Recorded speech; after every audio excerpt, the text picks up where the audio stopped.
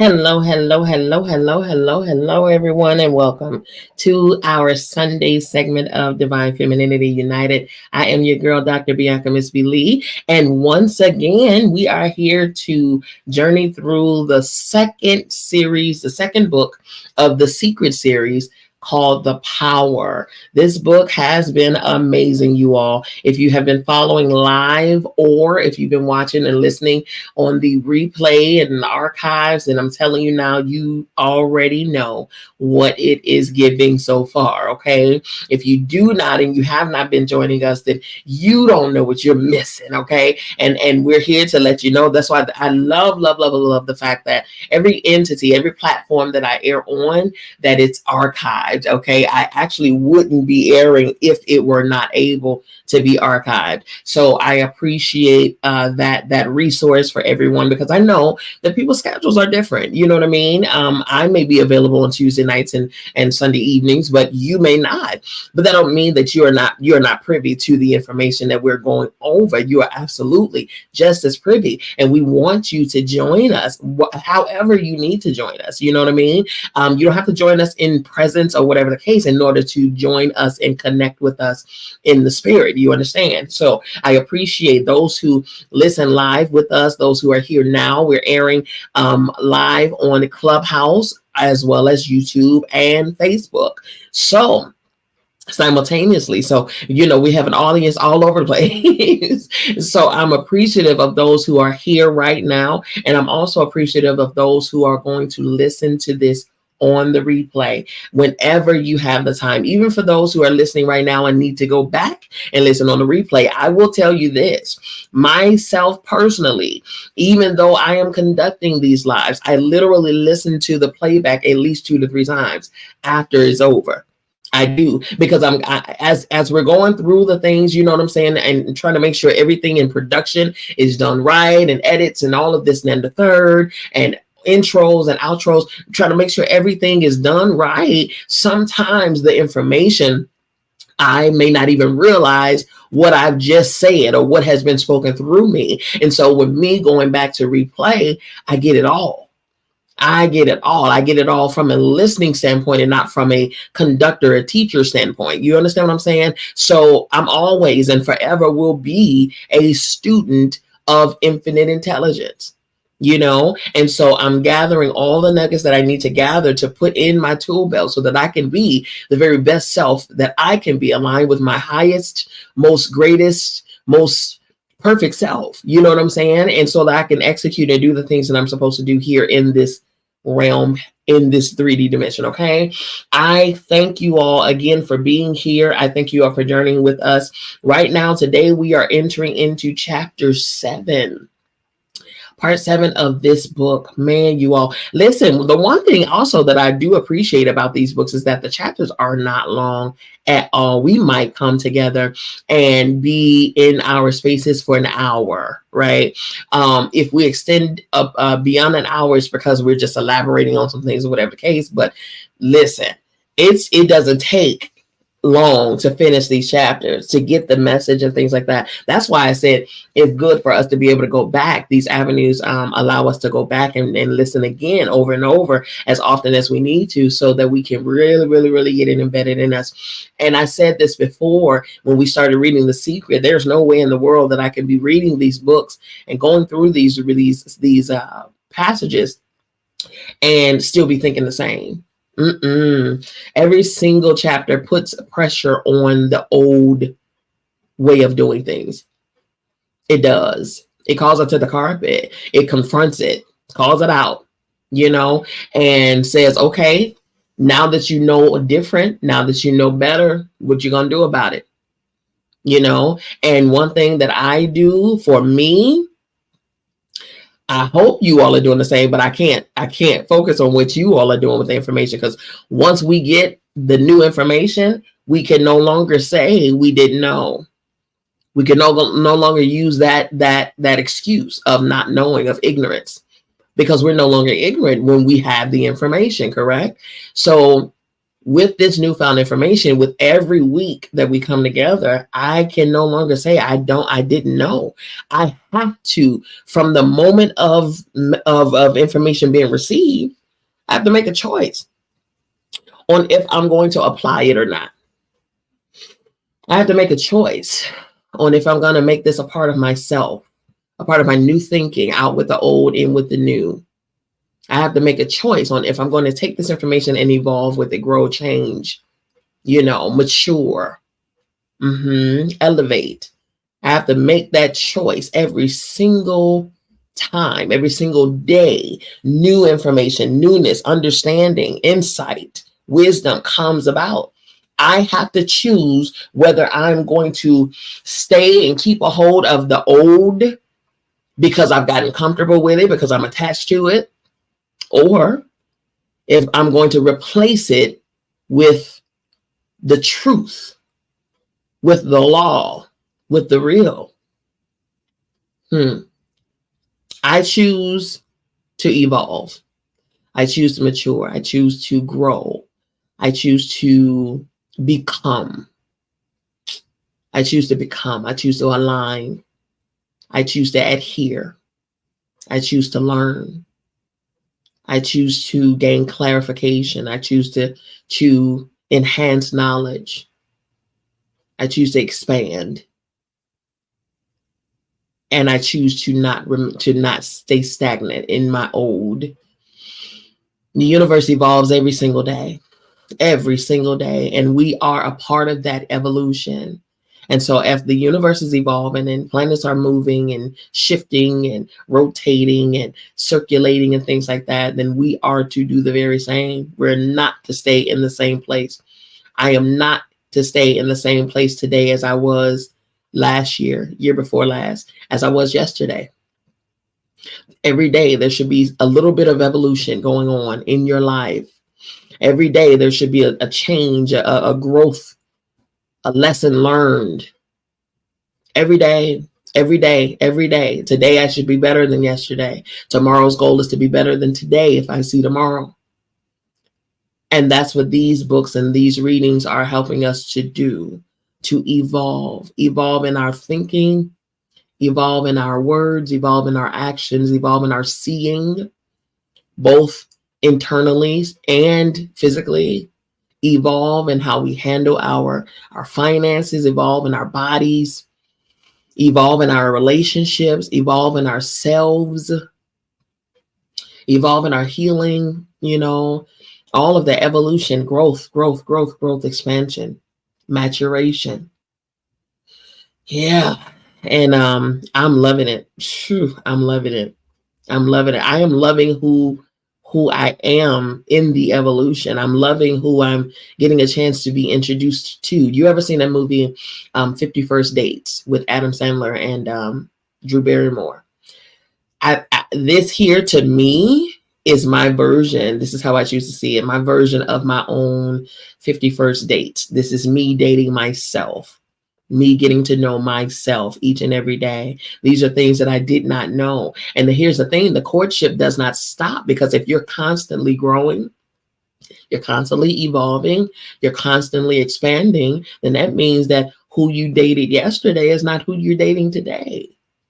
Who you thought you knew yesterday is somebody different today. You've added on today because of the wisdom that you gained from yesterday. Now you're a wiser self today. So now you got to get to know the wisdom of today, the wisdom that you've gained today. You know what I'm saying? So you're always investing in self. You're always spending time with self. You're always getting to know self. And then the more you pour into you, the better you become, right? The better the more love you have, the more insight, the more understanding, the more joy that you have and things like that within yourself. And the more you do within yourself, for yourself, then it will become second nature for you to be able to do it for others in your relationships with others. Okay. It begins with self, though. It begins with self. And this right here is showing us how to do that, man. And I'm so grateful, because I've been full. I've been full in the most amazing way. I have been. And I'm grateful, and I'm here with a big old appetite ready for today's plate. Okay. Alrighty. So, of course, you all know there's always points of power. The review points from last session, it was Tuesday, and that was chapter 6, and that was life follows you. Life follows you. So if you have the book and you're following along, then you'll know what I'm talking about. Okay, so that chapter was called Life Follows You. That was chapter 6, and the points of power from that particular session were: life presents everything to you for you to choose what you love.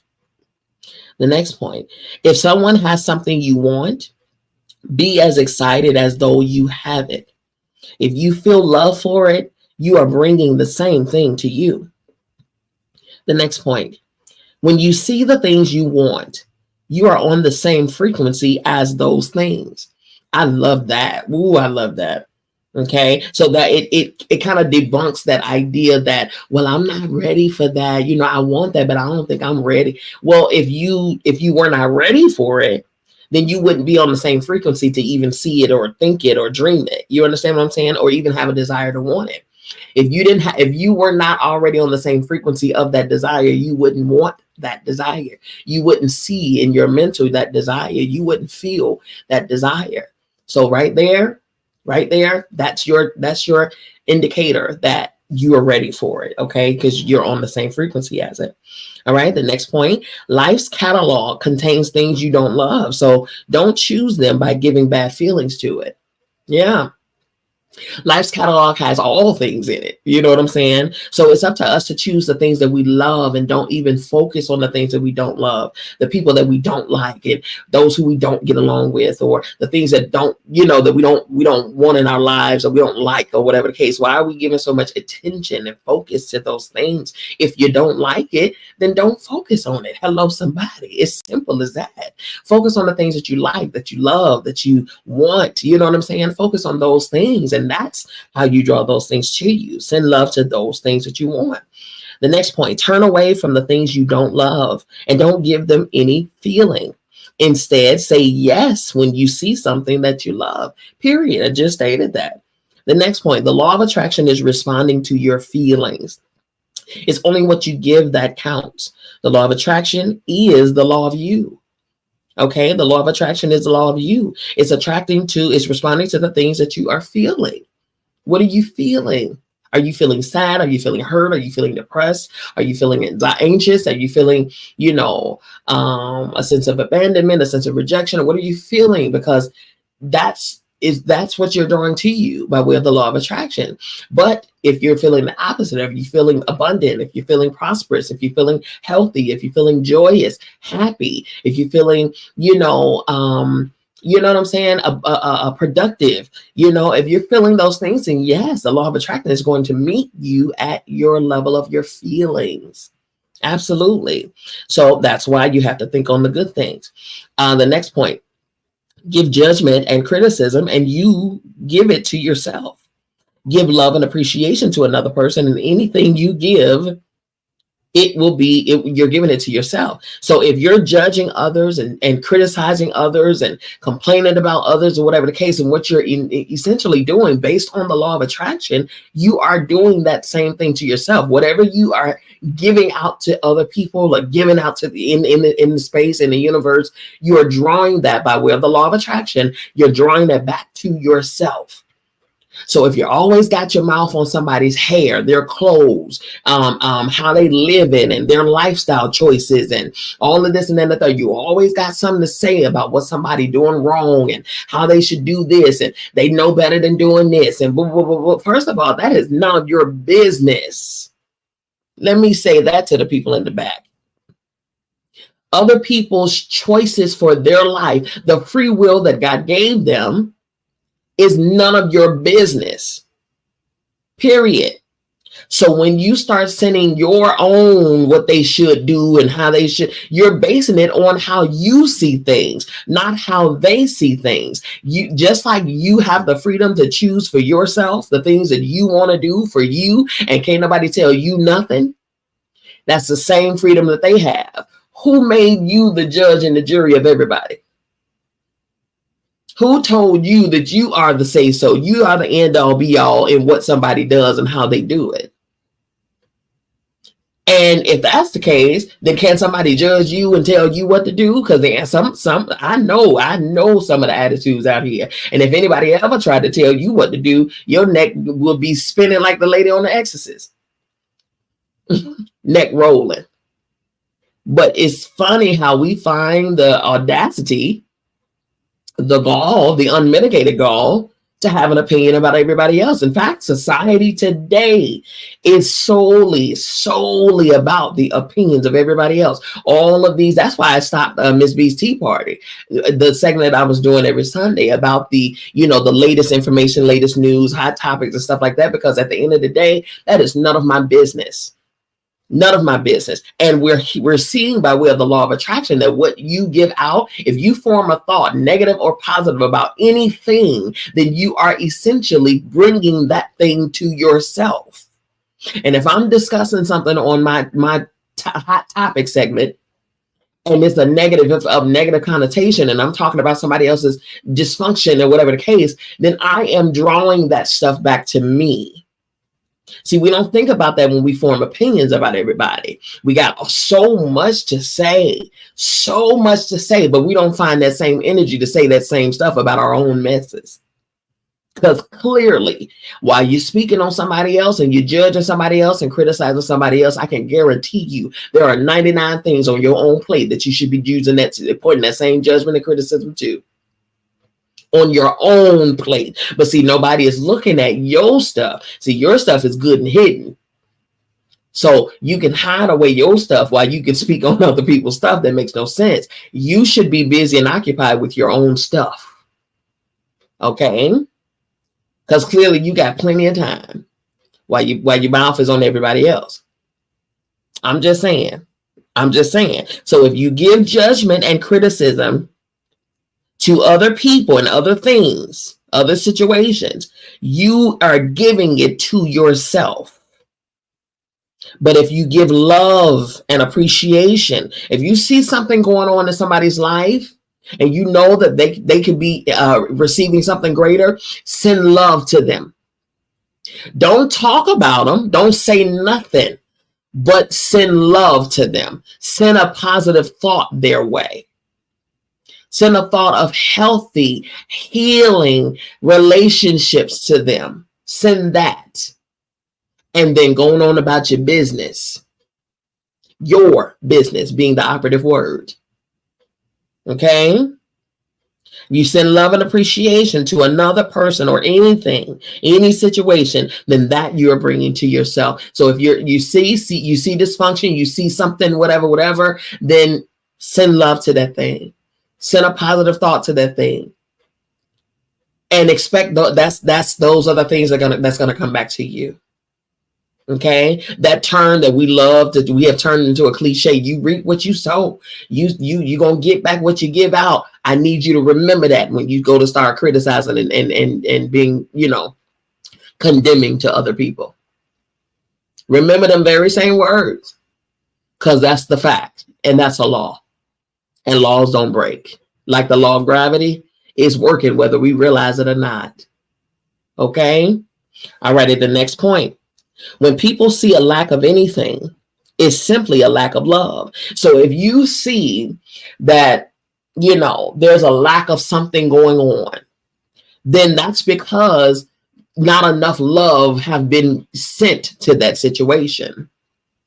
We're too busy paying attention to the negative, the lack of it, and not the presence of what is. We're looking at what's not here versus what is here. That's what I'm saying. Change your perspective. When you change your perspective, you change how you see the thing, and you change exactly what you give attention to. And you're able to appreciate the present things versus be upset about what's not here. Okay?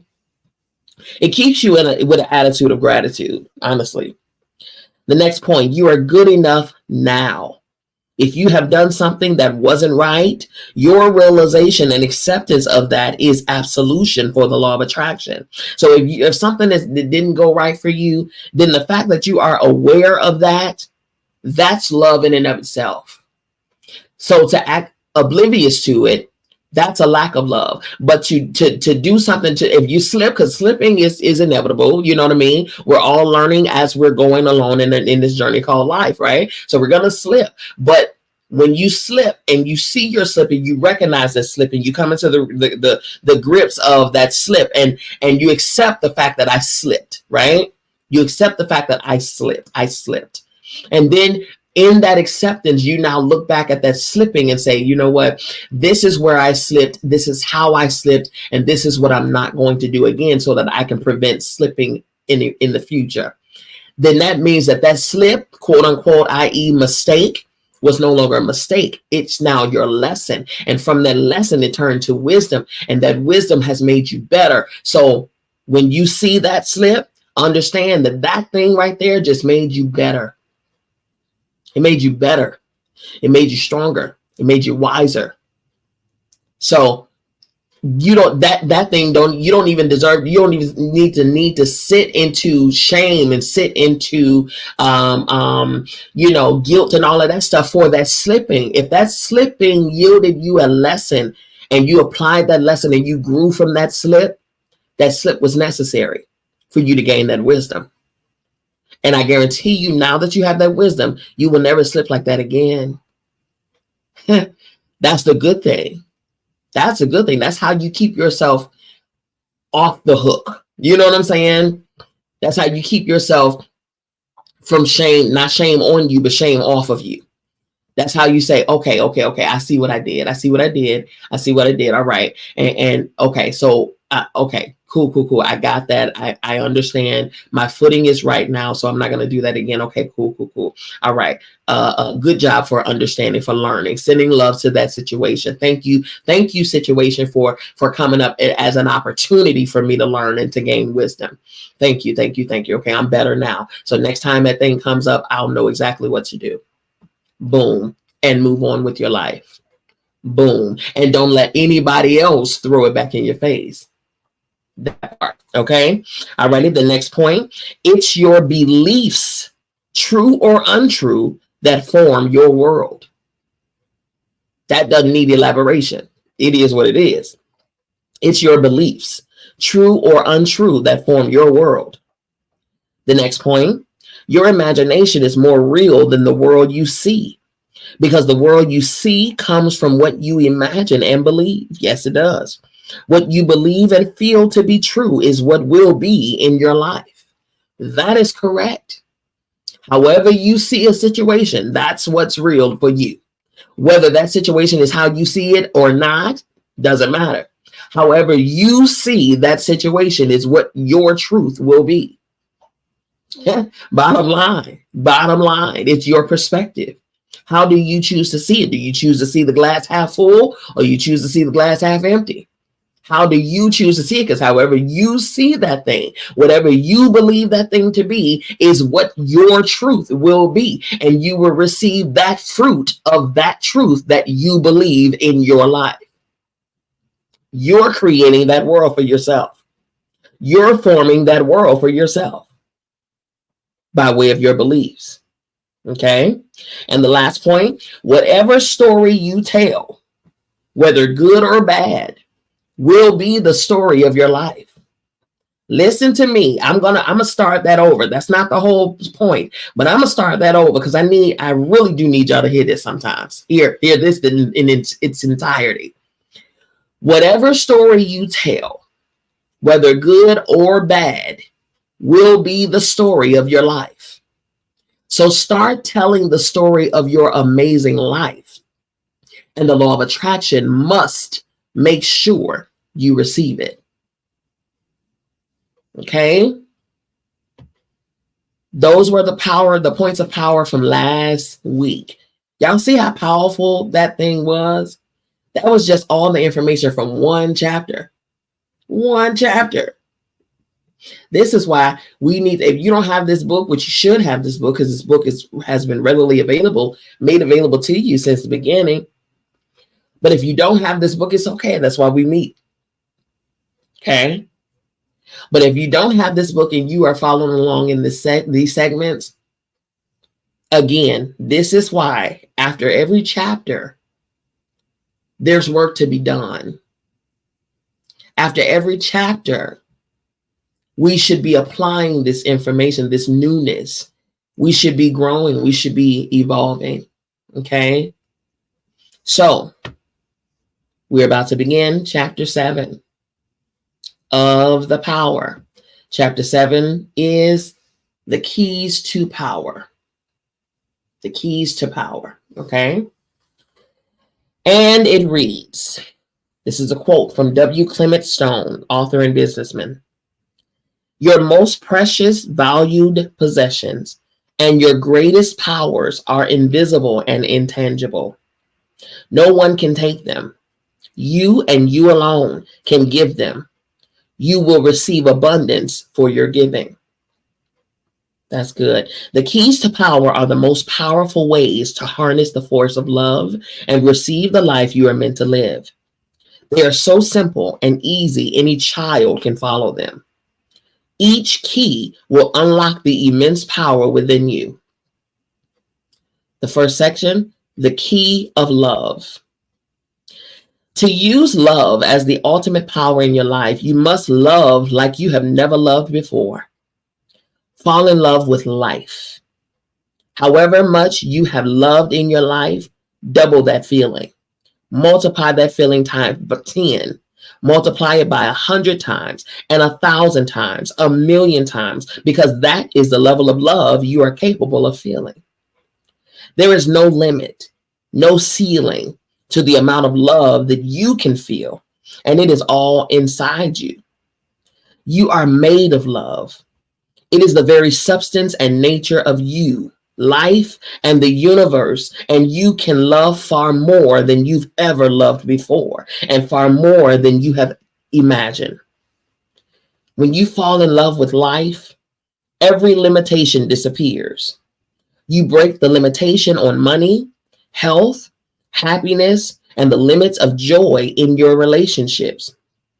When you fall in love with life, you have no resistance, and whatever you love appears in your life almost instantaneously.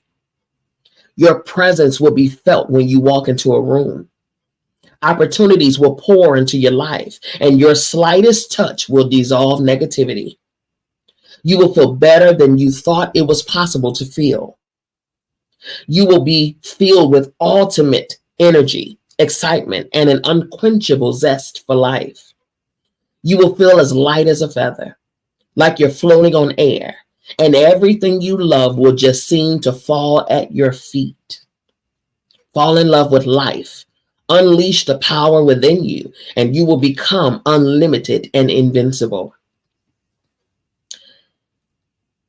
Hafiz, I believe, was a quote, is a Sufi poet, stated, even after all this time, the sun never says to the earth, you owe me. Look what happens when a love like that, it lights the whole sky. So how do you fall in love with life? The same way you fall in love with another person. You adore everything about them. You fall in love with another person by seeing only love, hearing only love, speaking only love, and by feeling love with all of your heart. And that is exactly how you use the ultimate power of love to fall in love with life. Whatever you're doing, wherever you are in your day, look for the things you love. You can look for technology and inventions you love. Look for buildings you love, cars and roads you love, cafes and restaurants you love, stores you love. Walk down the street or through a store with the intention of finding as many things as you can that you love. Look for things you love about other people. Look for everything you love in nature, birds, trees, flowers, perfumes, and the colors of nature. See what you love, hear what you love, speak about what you love. Robert Collier, a New Thought author, stated, knowing that you have working with you a force which never yet has failed in anything it has undertaken, you can go ahead in the confident knowledge that it will not fail in your case either. Think about what you love. Talk about what you love.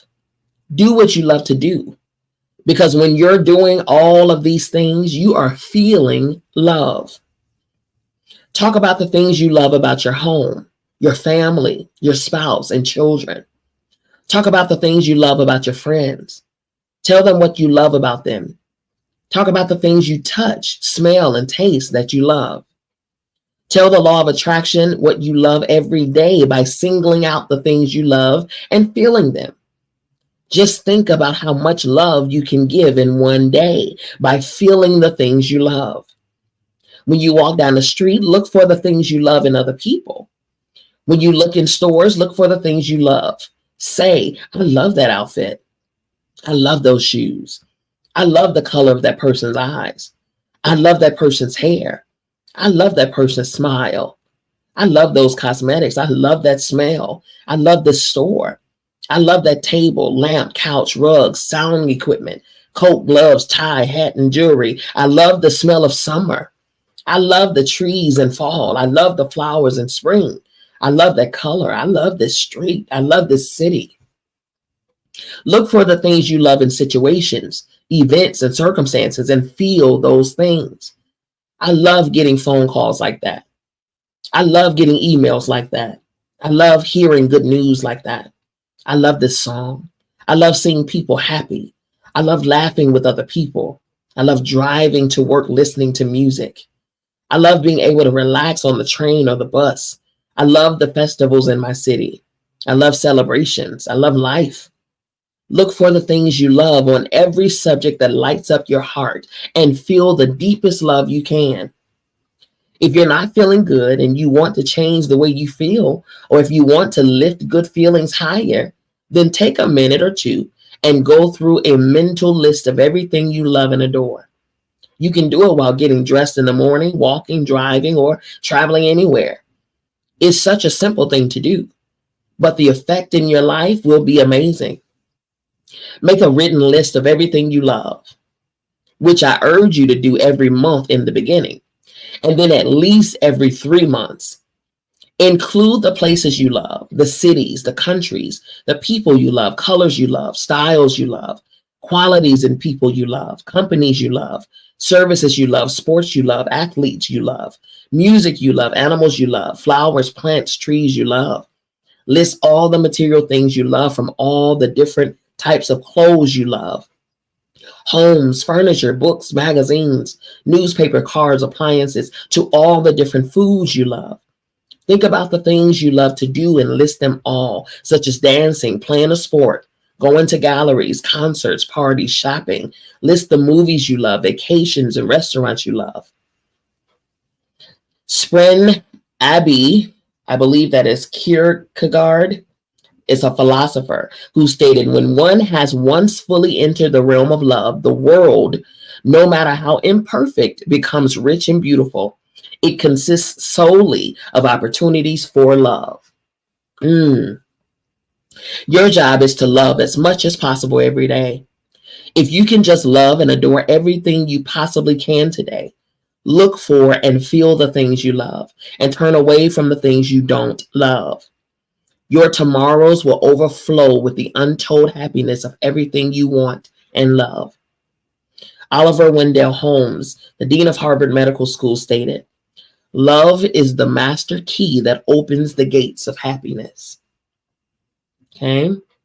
The next section, love is being alert. Love is being alert. You have to be alert to feel the love of everything around you. You have to be aware of everything that's around you to love. Otherwise, you will miss things. You have to be alert to see the things that you love. You have to be alert to hear the sounds that you love. You have to be alert to catch the beautiful smells of flowers as you walk past them. You have to be alert to really taste the food you're eating and feel the fullness of the flavors. If you're walking down the street listening to the thoughts in your head, you miss it all. And that's what happens to people a lot of times. They hypnotize themselves by listening to the thoughts in their head. And so they're in kind of a trance and they're not aware of anything around them. Have you ever been walking down the street and suddenly a good friend yelled out your name and you were startled because you hadn't seen him? Or maybe you saw a friend and you had to call out their name.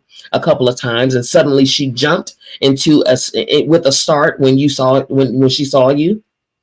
Your calling her name woke her up because she was not aware of being on that street, but was lost in a trance, listening to the thoughts in her head.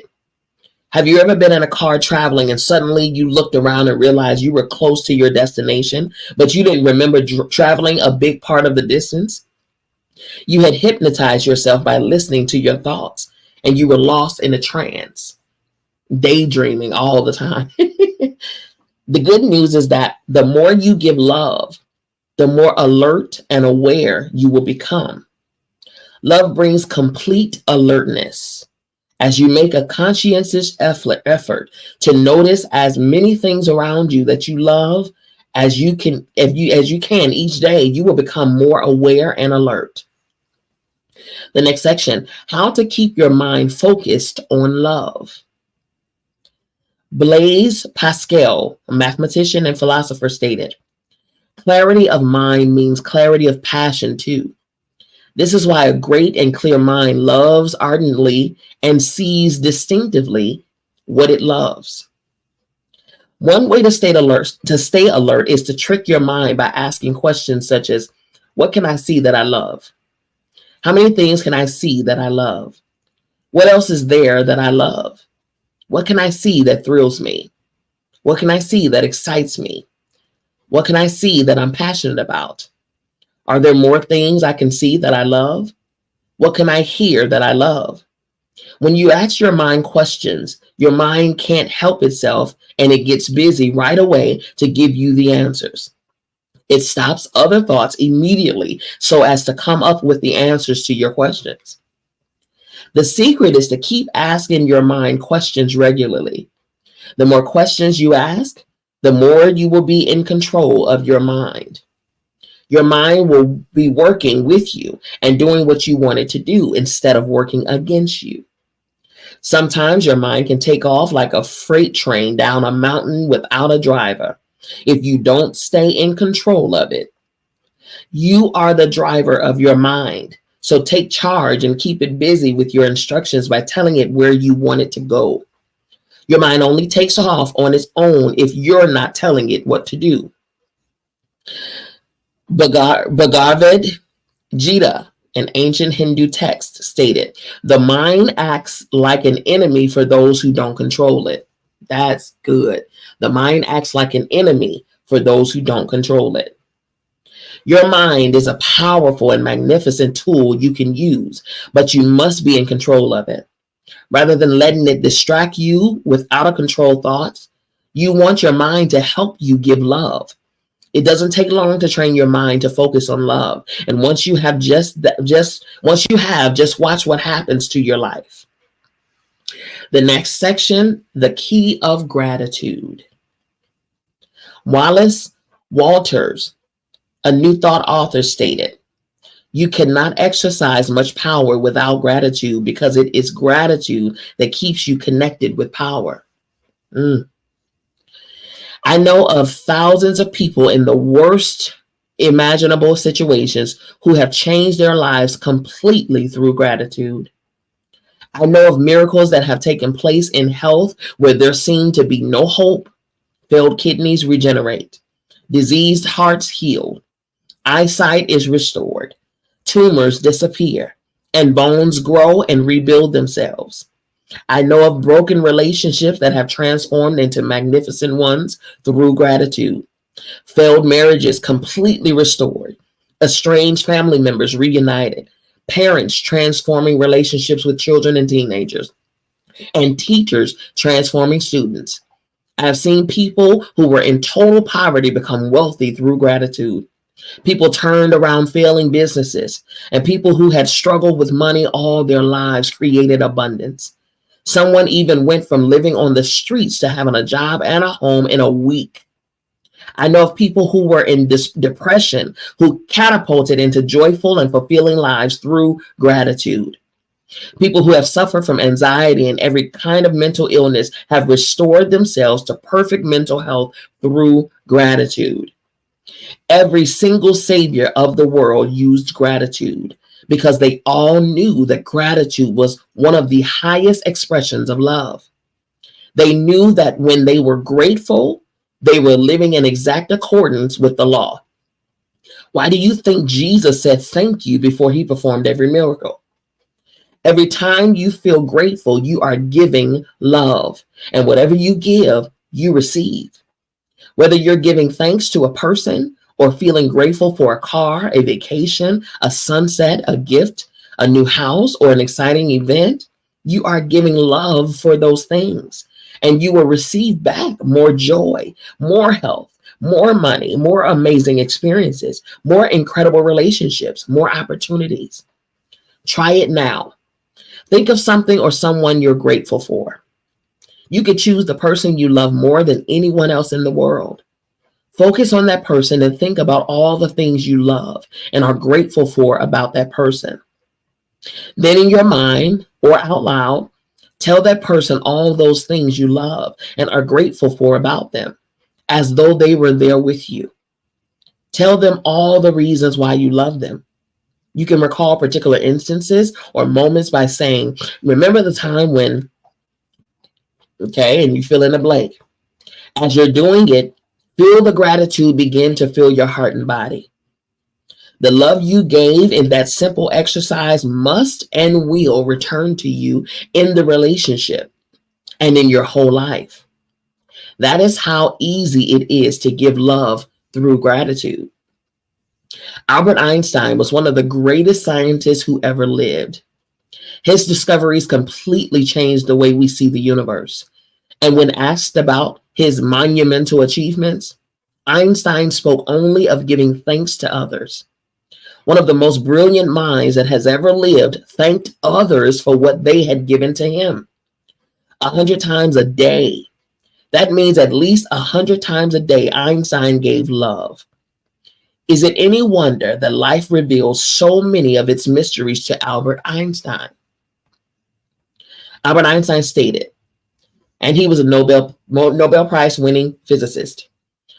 He stated 100 times every day, I remind myself that my inner and outer life depend on the labors of other men, living and dead, that I must exert myself in order to give in the same measure as I have received and am still receiving.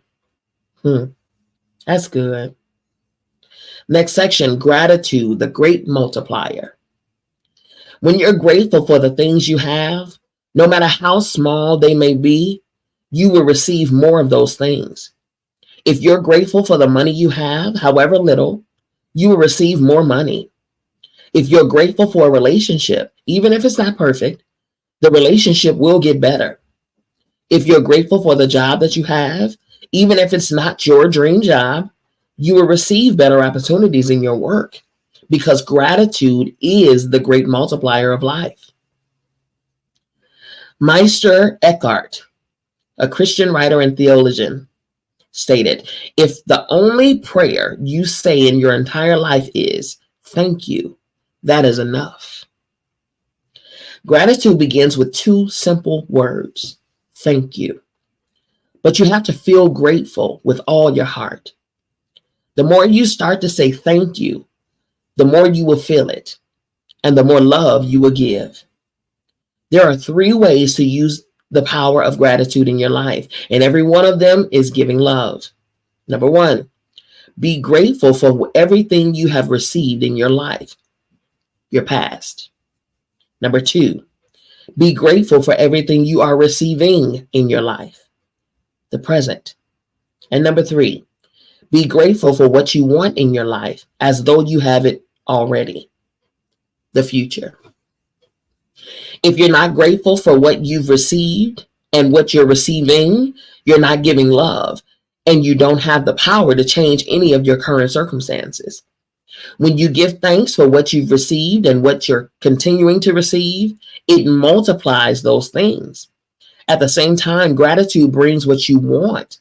Be grateful for what you want in your life as though you have received it. And the law of attraction says you must receive it. Can you imagine that something so simple as being grateful can multiply everything you love and completely change your life?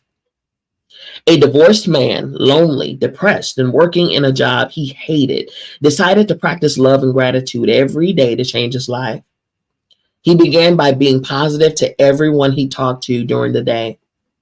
When he called old friends and family, he shocked them with how positive and happy he was. He began to be grateful for everything he had, right down to being grateful for running water. This is what happened to his life within 120 days. Everything he hated about his job miraculously changed, and he now loves his job. His job even takes him to places that he has always wanted to see. He has the best relationships with all of his family members, which he never had before. He paid off his car, and he always has the money he needs. He has good days no matter what is happening, and he is married now to his first love from 10th grade. Muhammad, founder of Islam, stated, "Gratitude for the abundance you have received is the best insurance that the abundance will continue." Ooh, that's good. If you use gratitude a little, your life will change a little. If you use gratitude a lot every day, your life will change in ways you can hardly imagine now. Not only does gratitude multiply everything in your life, it also eliminates the negative things. No matter what negative situation you may find yourself in, you can always find something to be grateful for. And as you do, you harness the force of love that eliminates negativity. The next point, gratitude is the bridge to love. Gratitude is the bridge to love. Henry David Thoreau, a transcendentalist author, stated, "If we will be quiet and ready enough, we shall find compensation in every disappointment." That is so true. Gratitude took my mother from the deepest grief into happiness. My mother and father fell in love with each other virtually at first sight, and they had the most beautiful love affair and marriage I have ever seen. When my father died, my mother suffered from enormous grief because she missed my father so much. But amidst her grief and pain, my mother began to look for things to be grateful for. Other than being grateful for all she had received from the decades of love and happiness with my father, she looked for things to be grateful for in the future. The first thing she found to be grateful for was that now she could travel. Traveling was something my mother had always wanted to do, but didn't do when my father was alive because he never wanted to travel. My mother did fulfill her dream. She traveled and she did many other things that she had always wanted to do. Gratitude was the bridge that took my mother out of immense grief and into building a new life of happiness. It's impossible to feel sad or have any negative feeling when you're grateful. If you're in the midst of a difficult situation, look for something to be grateful for. When you find one thing, then look for another and then another, because every single thing you find to be grateful for changes the situation. Gratitude is the bridge from negative feelings to harnessing the force of love. John Henry Joliet, he's a Presbyterian preacher and author, he stated, "Gratitude is a vaccine, an antitoxin, and an antiseptic." When anything good happens to you in your day, give thanks. It doesn't matter how small it is. Say thank you. When you get the perfect parking space, hear your favorite song on the radio, approach a light that turns green, or find an empty seat on the bus or train, say thank you. Things are all good. These are all good things you're receiving from life. Give thanks for your senses, your eyes that see, your ears that hear, your mouth that tastes, your nose that smells, and your skin that lets you feel. Give thanks for your legs you walk on, your hands that you use to do almost everything, your voice that enables you to express yourself and communicate with others. Give thanks for your amazing immune system that keeps you well or heals you, and for all your organs that maintain your body immaculately so that you can live. Give thanks for the magnificence of your human mind that no computer technology in the world can duplicate. Your entire body is the greatest laboratory on the planet. And there's nothing that one can do and that can come even close to replicating its magnificence. You are a miracle. Give thanks for your home, your family, your friends, your work, and your pets. Give thanks for the sun, the water that you drink, the food that you eat, and the air that you breathe. Without any of them, you wouldn't be alive. Give thanks for the trees, the animals, the ocean, the birds, the flowers, the plants, blue skies, rain, the stars, the moon, and our beautiful planet. Give thanks for the transportation you use every day. Give thanks for all of the companies that provide you with essential services that you can live a comfortable life. So many human beings toiled and sweated so that you can turn on a tap and have fresh water. So many human beings gave their lives work so that you can flick a light switch and have electricity. Think about the magnitude of human beings who slaved day after day, year after year, to lay the train tracks across our planet. And it's almost impossible to imagine the number of people who did the backbreaking work of making the roads we drive on that form a connecting network of life for the world. Dietrich Bonhoeffer, a Lutheran pastor, stated, "In ordinary life, we hardly realize that we receive a great deal more than we give. And that is only with gratitude that life becomes rich." To use the power of gratitude, practice it. The more you feel great gratitude, the more love you give.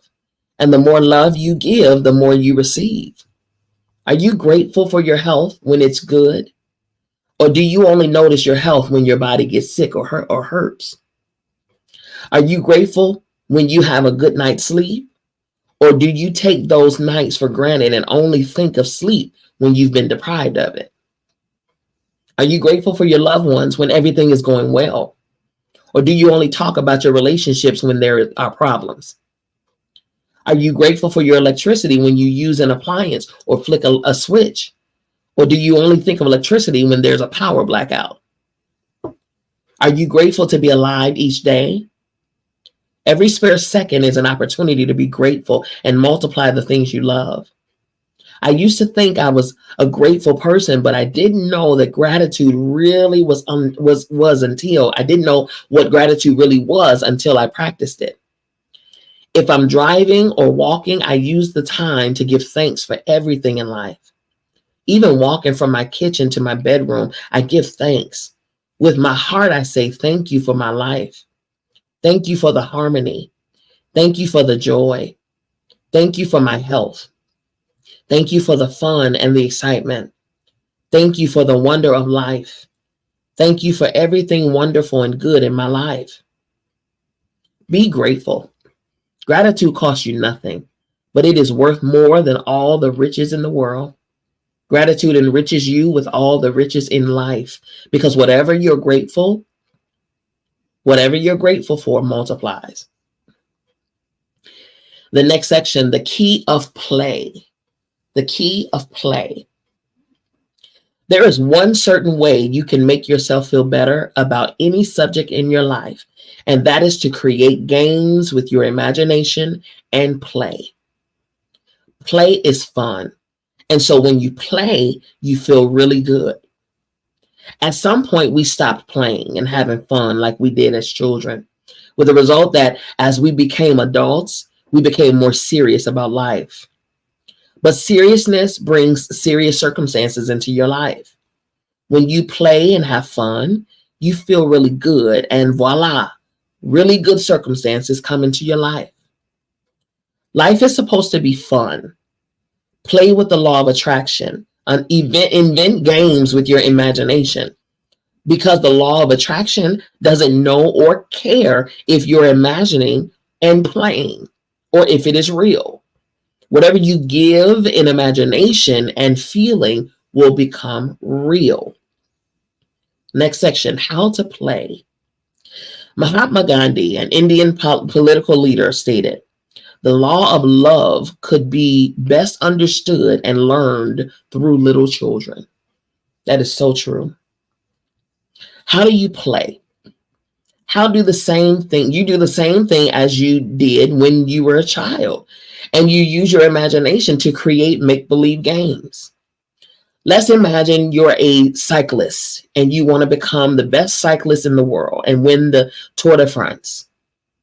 Your training is going well and you have your dream in your sights, but you are diagnosed with a disease and given a 40% chance to survive. While having treatments, you imagine you are riding in the Tour de France and it is the race of your life. You imagine the medical staff is your training team giving you feedback at every checkpoint. Each day you imagine you're racing in a time trial and your time is getting better and better. You win the race with your medical team and you overcome the disease. 1 year after you win back your health, you win the Tour de France and you continue to win it 7 years in a row, becoming the only cyclist in history to achieve that. This is what Lance Armstrong did. He used the most difficult circumstances as props to create an imaginary game and realize his dream. Let's say you want to have the best built body in the world, and you also want to become a famous actor in America. You live in a tiny village in Europe and come from a family that has struggled financially, but still you imagine your dreams. You use a picture of a hero to sculpt your body, and you imagine winning the European title for the best built body. You win the title 7 times, and then it is time to become a famous actor. You travel to America, but no one believes you are an actor material. And they give you all of the reasons why you will never achieve your dream. But you have imagined being a famous actor and you can feel the success. You can taste it and you know it will happen. This is what Arnold Schwarzenegger did when he won Mr. Olympia 7 times and then became one of the biggest names in Hollywood. Wow. Imagine you want to be a great inventor. In your childhood, your mind is challenged to the extreme. You are overwhelmed with hallucinations and blinding flashes of light.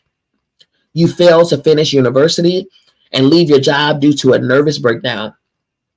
You gain relief from the crippling hallucinations.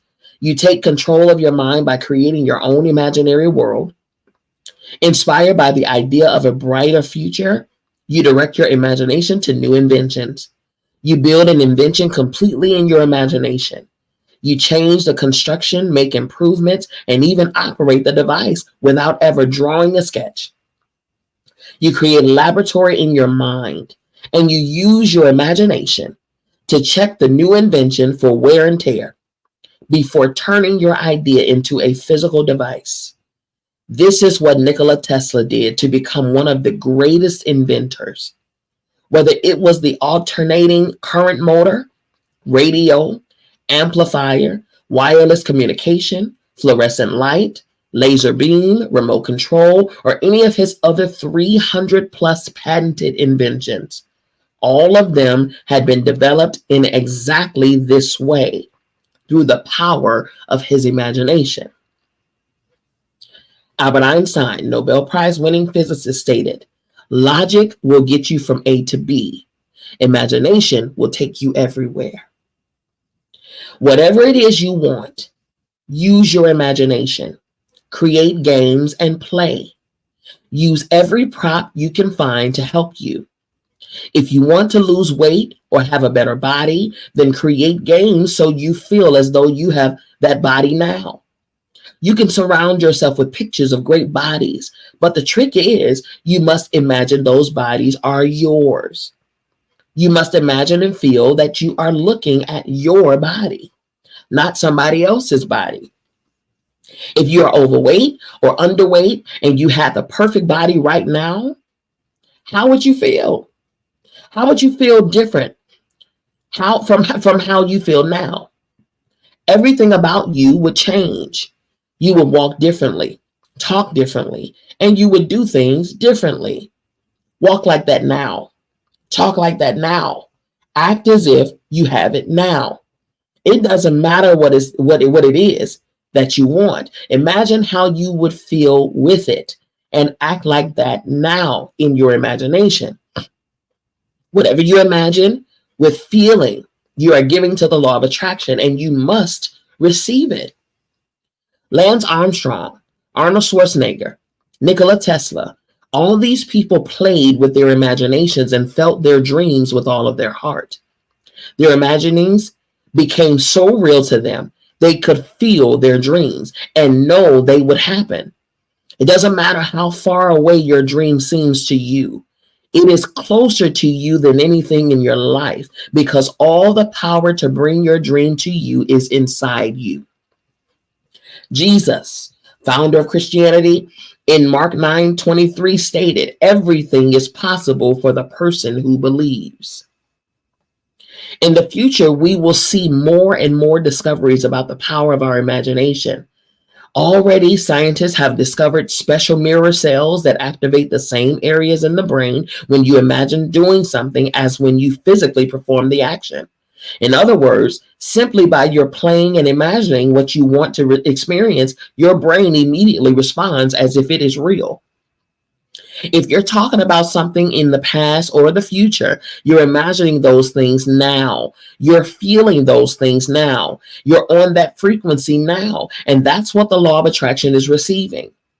When you're imagining your dream, the law of attraction is receiving it now. Remember, there is no time for the law of attraction. There is only this moment of now. If you experience a time delay in receiving what you want, it's only because of the time it takes you to get onto the same feeling frequency that your desire is on. And to get onto that same frequency as your desire, you have to feel the love having your desire now. When you get yourself onto the same feeling frequency and stay there, what you desire appears. Neville Goddard, a New Thought author, stated, all you can possibly need or desire is already yours. Call your desires into being by imagining and feeling your wish fulfilled. When you are really excited about anything that has happened and you feel amazing, capture that energy and imagine your dream. Quick flashes of imagining and feeling your dream are all you need to harness the power of your excited feelings for what you want. This is playing. This is fun. This is the joy of creating your life. You all. Okay, so that is the end of the chapter. And before I go into the points of power, the key points that we received out of this reading, I have to kind of breathe that in. Everything that was just stated. You all, our imagination, our thought process, our minds are so powerful. I don't believe, and I stated this last segment, we do not give ourselves the credit that we deserve because we don't respect the power that we are. We don't even acknowledge it. What's crazy is, which I absolutely love and I appreciate, I'm thankful to myself for adhering to what I'm feeling, to what I'm thinking, connecting to and aligning with infinite intelligence, because these are everything that we just read in this chapter. I literally, and my parents can tell you right now, we had these conversations over this last week. I promise you, my right hand to God, I do not read ahead of you all, of us in this book. I read right along with you. Okay. So the information that I'm reading, as I'm reading it, I'm gaining insight just as you are as you're hearing it. Okay. But the revelation that I got, it's so crazy. And I love it. My goodness, I love it so much. The revelation that I got was, I was taken back in my imagination. I was taken back to the old movie, Willy Wonka and the Chocolate Factory. Okay. Now, some of us who, are of age, we remember that movie. My mother was a child when that movie came out. Okay. My father was a child. So, and of course, because it was a movie of their childhood, they allowed us to watch it. And as they were watching it, it brought back their childhood memories, you know, and as they're watching it, they're feeling excitement. They're feeling the joy of that movie and things like that. So it kind of takes you back to your childhood. And that's a good thing, you know, because some of us are way too grown for our own good. Right. So I'm watching this movie, and I don't know if you all remember the scene, but at the very end when Charlie won the whole thing, everybody else, you know, had to be sent home for whatever the reason were. They didn't listen and didn't follow the rules or whatever. And Charlie made it to the very end. Okay. Willy Wonka was looking for someone to take over his factory because, you know, he was retiring out. So when Charlie and his grandfather made it to the very end of the tour, they got into this elevator, and the elevator, when they hit the button or whatever, the elevator went all the way to the top. And if you remember, it broke through the ceiling, right? So that right there in and of itself was symbolic of breaking the limits, taking the limits off. Okay. The sky is not the limit. The limit is what you say the limit is. Okay. So if in your mind there are no limits, then there are no limits. Okay. So this elevator went beyond the limits of the roof of the building. It went up into the sky and things like that. And if you recall, Willy Wonka started singing a song, and the lyrics are, "Come with me and you'll be in a world of pure imagination. Take a look and you'll see into your imagination. We'll begin with a spin, traveling in a world of my creation. What you'll see will defy explanation." Already, I want you all to follow me here. He says, if you want to view paradise, simply look around and view it. Anything you want to, do it. Want to change the world? There's nothing to it. There is no life I know to compare with pure imagination. Living there, you'll be free if you truly. The next it says, if you want to view paradise, simply close your eyes and see one. Want to be a dreamer? Be one. Want to change the world? There's work to be done. Come with me and you'll be in a world of pure imagination. Take a look and you'll see into your imagination. There is no life I know to compare with pure imagination. Living there, you'll be free if you truly wish to be. When I got those lyrics and I just sat and I just read them over and over and over and over. And I said, my God, man, every single thing, all of these stories from Einstein and Arnold Schwarzenegger and Lance Armstrong and even Nikola Tesla, all of them are powerful, but the one that impacted me the most was the Nikola Tesla, and how he had mental issues. He had all kind of things going on with him that the society would have said that he was doomed for life, that he couldn't do any of the things that he did. He would never be this and never be that because of statistical, barriers and restrictions that we tend to always want to put on people, but never once did they consider his ability in his imagination. Now, his body may have been doing some funky stuff, but his imagination was fully aware and intact. In fact, his imagination superseded it left his ability here. It left this realm, it left this dimension, it left all of the things, and it went beyond somewhere else where he was able to think of hundreds of inventions in the mind. He thought of all of them, how they were made and how they were functioning and all of those things. And it stated without drawing a sketch. All of this was done in his mind. All of this was done in his imagination. In his imagination. And it was through the imagination of him that when he got it and his mind is functioning and things like that, He immediately went into putting it into work, building it. And first time he built it, it worked. Why? Because it was already done in his mind. He had already created it in his mind. That's why the term as above, so below, as within, so without. That's why those terms matter. Because if you can see it above, if you can see it in your mental, if you can see it within yourself, it's already done. It's already done. It's just a matter of connecting what you see in above or in within and bringing it into the here and the now. Right now, here in the now.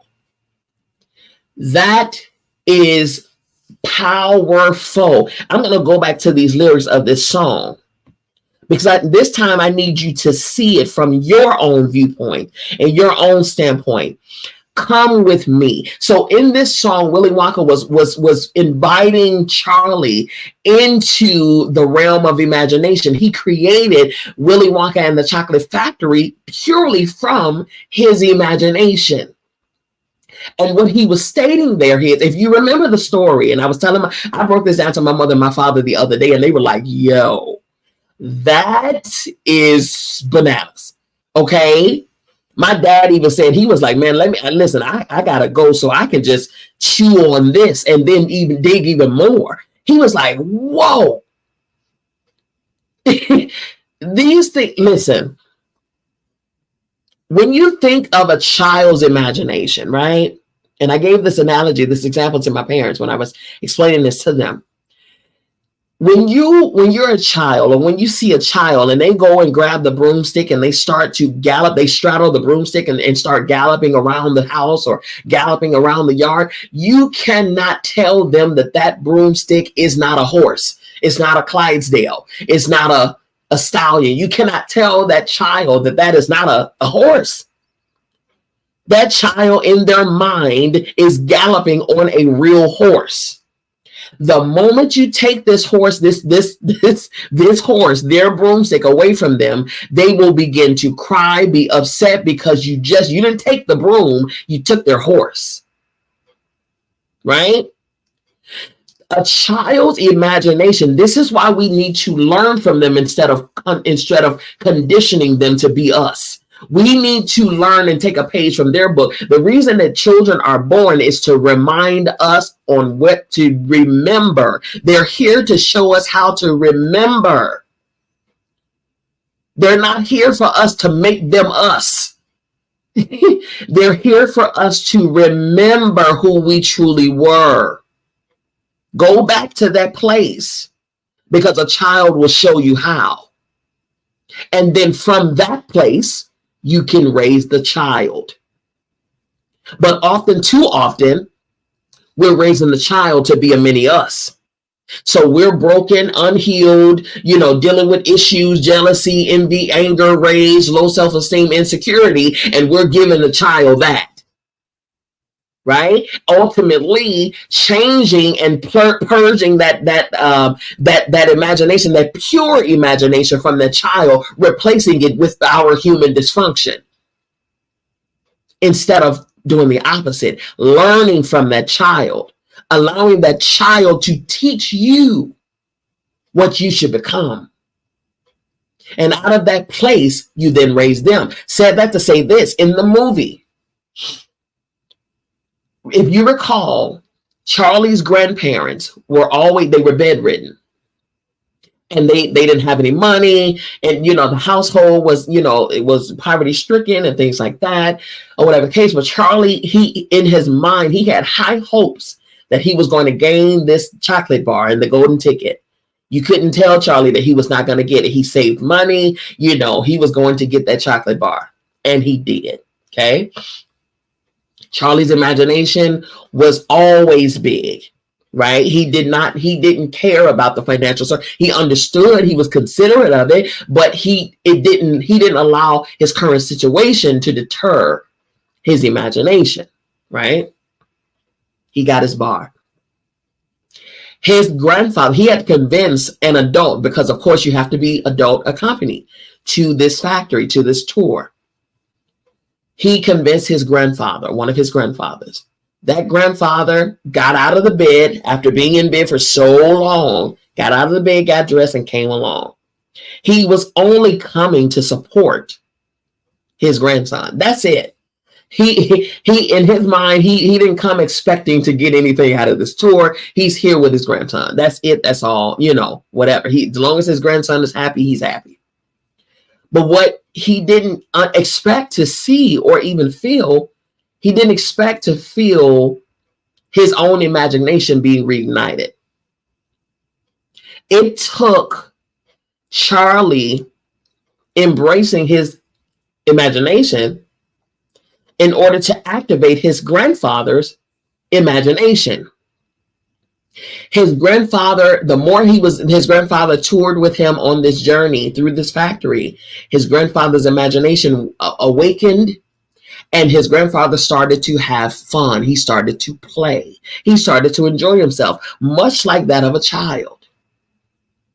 He remembered how to be a child, how to have fun, how to play. He stepped out of that grown and adulthood and all of that stuff. He got back to his imagination. The more he enjoyed and being in Willy Wonka's imagination and creation, and also enjoying his grandson's imagination and creation. So in the beginning of the song, it states, "Come with me and you'll be in a world of pure imagination." So at first you have to be invited, especially if you've lost your way. You got to be invited into a world of back into the world of pure imagination. Not because in our imagination, we can think of some terrible things too now. We can think of, how we can wish bad on someone else, and I can't stand them, and I wish and I wish and I hope all of those things being attached to ugliness, or whatever. But pure imagination is another thing. Pure imagination is where love resides. Endless, unconditional love resides. Love for not just self, but love for everybody. Desire for everybody. Happiness and joy for everybody. So in the lyrics, it says, "Come with me and you'll be in a world of pure imagination." So come with me. And where I am is in the world of pure imagination. Take a look and you'll see into your imagination. So it takes someone else to help activate your own imagination. You don't have to say in mine. We're here to activate your own imagination. Okay, take a look and you'll see into your imagination. We'll begin with the spin, traveling in a world of my creation. Okay, now let's hear this from a standpoint of you and infinite intelligence, you and God, you and source, you and the Almighty. Okay, come with me and you'll be in a world of pure imagination. All of God's creations was created from God's imagination, from God's thoughts, from God's creations, God's ability to see something be formed and then say be, and it is, and it was. Come on now, go beyond, just go beyond with me for a second.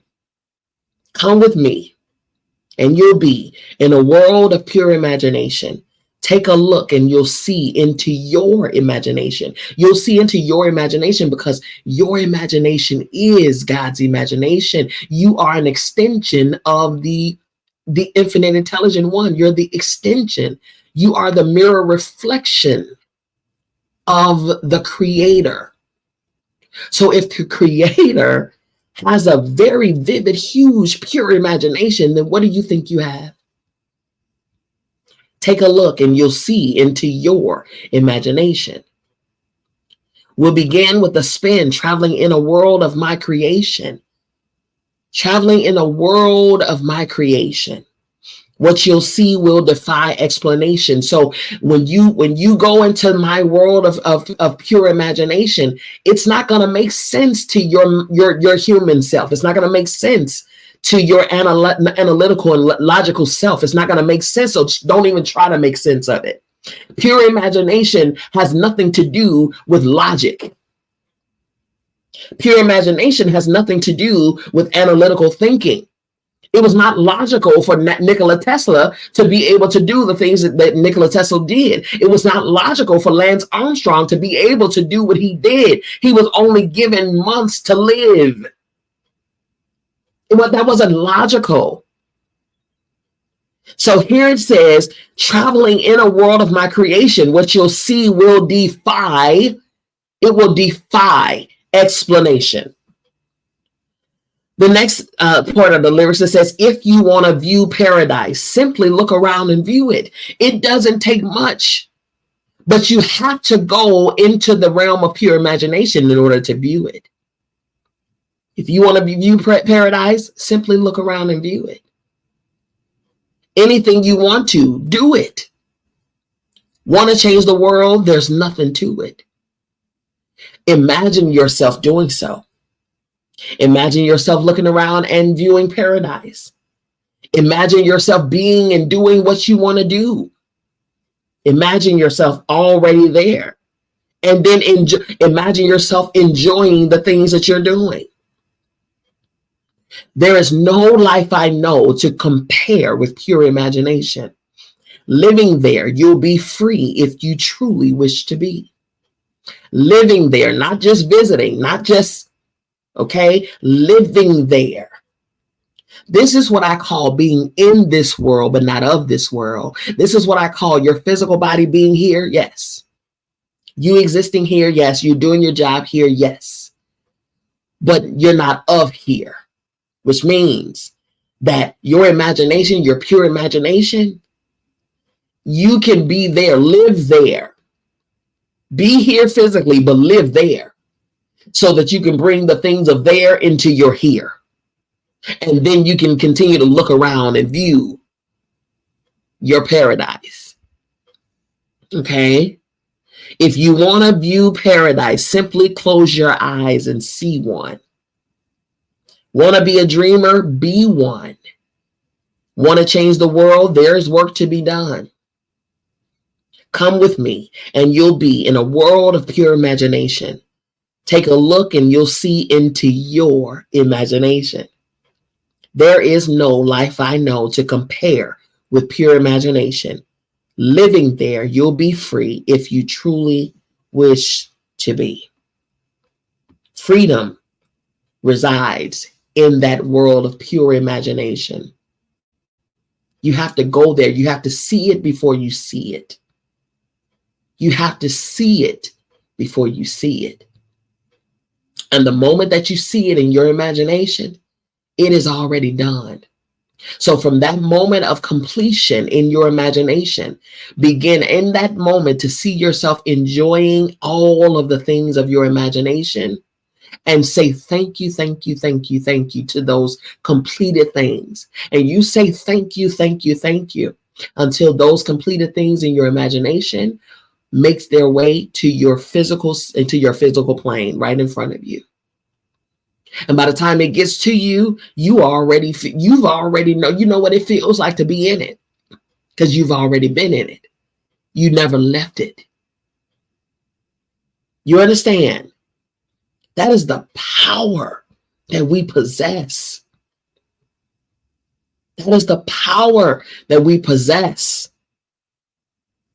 In that imagination, you're sending love. You're sending the power of love, the power of gratitude, the power of play, all of that. You're sending those keys, all of the keys that we learned in this chapter. That's what you're sending to that imagination, to that space of imagination, of you're sending love, you're sending gratitude, you're sending play and appreciation. You're sending all of those things on a regular basis, all day, every day. Oh man, and you're bringing that thing right here into your here and now, right now. That's amazing. Ooh, ooh, I hope y'all are getting this. I hope y'all are getting this because I know I am getting this. Okay. All righty, here we go. Here are the points of power that we went over today in the chapter. I'm full, y'all. Keys to power. Keys to power. Okay. All right. So in the key of love, the points of power was this. To use love as the ultimate power in your life, you must love like you have never loved before. Fall in love with life. The next, see only love, hear only love, speak only love, and feel love with all of your heart. The next, there is no limit, no ceiling, no amount of love that you can feel, and it is all inside of you. You are made of love. The next point, tell the law of attraction what you love every day by singling out the things you love and feeling them. The next point, to change the way that you feel or to lift good feelings higher, make a mental list of everything you love and adore. The next point, your job is to love as much as possible every day. And the last point for the key of love is make a conscientious effort to notice as many things around you that you love as much as you can each day. Okay. The key of gratitude, the points of power are these. Every time you feel grateful, you are giving love. The next, be grateful for everything you have received in your life, which is your gratitude sent to the past. Be grateful for everything you are receiving in your life now, which is the sending gratitude to your present. And be grateful for what you want in your life as though you have received it. That is your gratitude sent to the future. Your gratitude will multiply everything in your life. That's good. Your gratitude will multiply everything in your life. The next point, gratitude is the bridge from negative feelings to harnessing the force of love. The next point, to use the power of gratitude, practice it. When anything good happens to you in your day, give thanks. It doesn't matter how small it is. Say thank you. The next point, the more you feel gratitude, the more love you give. And the more love you give, the more you receive. And the last points of the keys of gratitude is every spare second is an opportunity to be grateful and multiply the things you love. And for the key of play, the points of power are as follows. As when you play, you feel really good and really good circumstances come into your life. Seriousness brings serious circumstances. The next point, life is supposed to be fun. The next point, the law of attraction doesn't know if you're imagining and playing. So whatever you give in imagination and play will become real. The next point, whatever it is you want, use your imagination. Use every prop you can find. Create games and play. The next point, act as if you have it now. Whatever you imagine with feeling, you are giving to the law of attraction, and you must receive it. The next point, if you experience a delay in receiving what you want, it's only because of the time it takes you to get onto the same feeling frequency as your desire. And the last point, when you are excited about anything and you feel amazing, capture that energy and imagine your dream. And that is the end of the chapter. The keys to power. Listen, y'all. I don't know about y'all, but this thing is good. You hear me? This thing is good. And I tell you what, I love company on these journeys. I do. But baby, I don't mind traveling alone if I have to, but I'm going to get there. You better understand that. I'm getting every nugget there is to get in this journey, y'all. And if you knew better, you would be getting them too, okay? And applying them. This is not just another book that we're reading. Nope. In fact, none of the books that we read collectively are just any old books. We're not just reading just to be reading and say we've read for the week. No, no, no, no, no, no, no, no, not by far. These things that we are reading and taking in, these are transforming things. This is information that is aligning us with our most highest, most precious, most immaculate self. It's aligning us with who we are, who we were before coming here into this physical avatar. It's reminding us and aligning us with who we are in spirit, beyond this human plane. It's aligning us with that. And I don't know about y'all, but I want to be aligned with who I truly am and not who I became when I came into this realm. I want to be aligned with who I truly am in spirit, who I truly am in my imagination, who I truly am in that purest place of me, in that highest place of me. And I am doing whatever I need to do to get there. Okay? Oh, whew, this is so good. The next chapter, you all, is the power and money. The power and money. So I am excited about that, y'all. Oh my goodness. Listen, I hope you all enjoyed this. I know I did. Okay. I know I did. My word, I know I did. All righty. So listen, you all, if you don't have the book and you need to receive this book, as I say, every segment, you need to inbox me. You need to back channel me.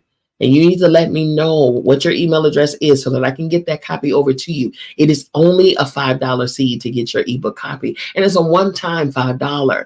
It's only every book that we ever present to you all is only a $5 seed. That's it. That's all. Okay. You don't want to miss it because this is a series. We started off with, this is the Secret series. We started off with The Secret, the original book. This is book 2, The Power. We're going over into book 3, which is The Magic, and the last book is Hero. Okay. Each one is only a $5 seed in order to give. And I call it a seed because what I do costs. It costs for me to run these programs. It costs me to air this on these platforms and things like that. The platforms may be free, like Facebook and all of those things are free to air on them. But the way that I do them simultaneously so where I can reach more people. Okay. Even down to the books, I have to pay for the books. I have to receive the books. You know what I'm saying? So it's just a seed for the effort. It's just a seed to go back into, me being able to do this every week. I come on live twice a week, in order to do the things that we do together. So if you want your copy of your ebook, then inbox me, email me. Okay. And I'll get the information to you on how to do that. If you want to email me, you can do so at info@biancamissblee.com.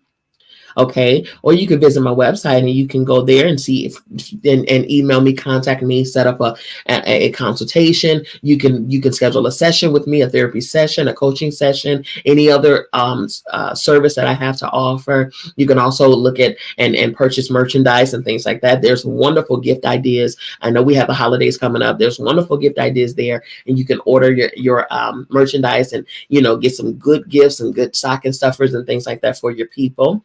Okay.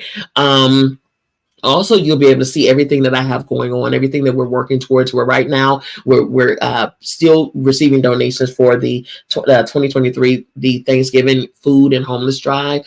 So we're gathering up all goods. We already have food coming, but we're gathering up the goods to be able to create knapsack bags for the underprivileged, to be able to give them all of their daily essential resources so that they can have everything for their hygiene, for their well-being, for their protection and health and healing and all of those things. So we're gathering up things, and we welcome anybody, whoever has a heart to give and want to donate and sow a seed into our mission. You could do so. You could visit my website and go there, and on the homepage you'll be able to see a section that talks about the event, and there's a link there, and it'll take you to our Amazon wish list. So you don't even have to go and look for the things. It's already ready made for you. You can go on that list, select which items that you want to donate.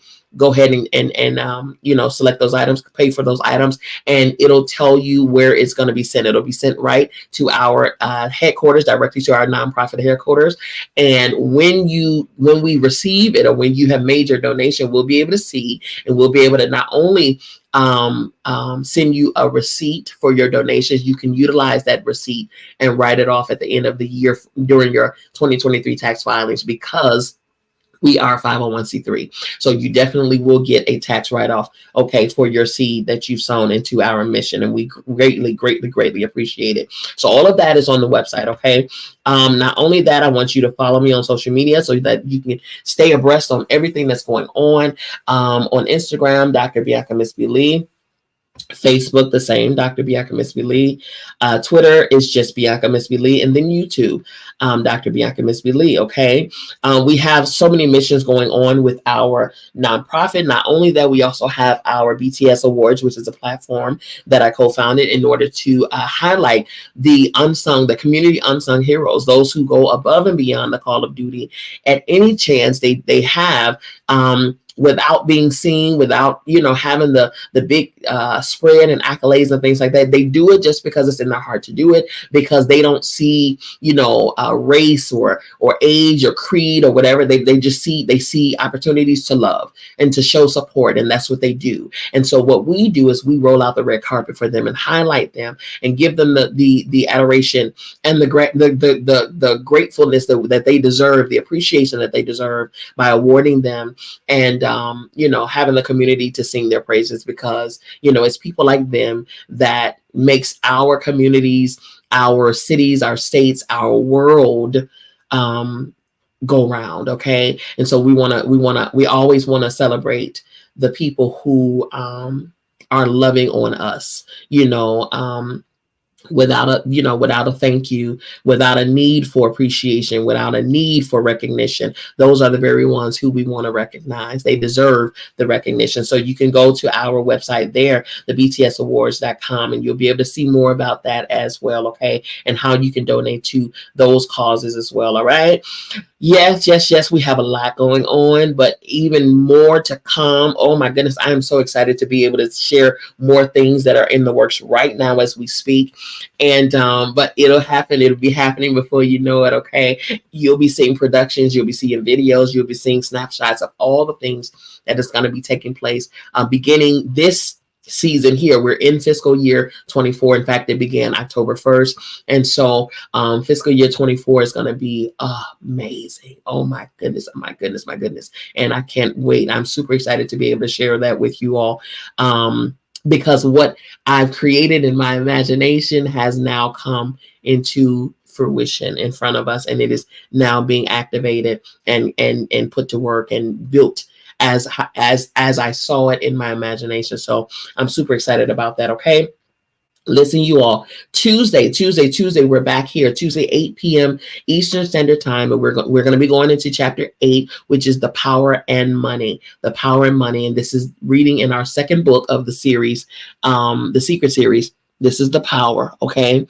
And, that's it. We'll see you all on Tuesday evening. Listen, always know that I love you. I mean it. There's absolutely positively nothing you can do about it. Don't you even try it. We'll see you back here in 2 days. You all enjoy the rest of your Sunday. Enjoy the rest of your weekend. I believe this is a long weekend because Columbus Day is Monday. All right. So you all enjoy your long weekend. Enjoy. Sleep in. Okay. Enjoy your family. Send love to everything. I'm sending love to you all. Okay.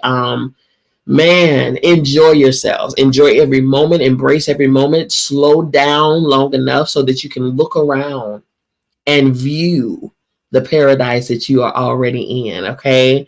Enjoy the paradise. Okay. See it, feel it, love it, smell it, taste it, touch it. Right. Smile at it, send love to it. All right. Alrighty, you all, again, I love you. I mean it. There's absolutely positively nothing you can do about it. Don't you even try. We'll see you back here on Tuesday. Peace.